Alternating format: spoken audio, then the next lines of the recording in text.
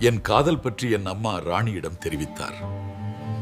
அவள் அதை பொருட்படுத்தவில்லை. அவளுக்கு ஏற்கனவே நிச்சயதார்த்தமாகிவிட்டது. அருத்ரவாணி.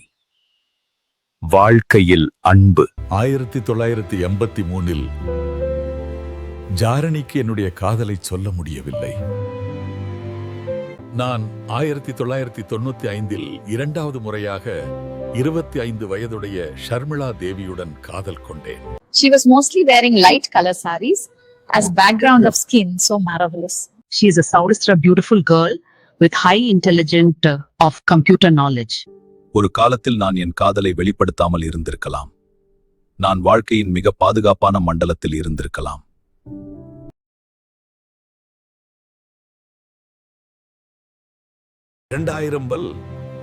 நான் ஷர்மிளாவிடம் என் காதலை வெளிப்படுத்தினேன். காதல் எப்போதும் என்னை காதலிக்கவில்லை.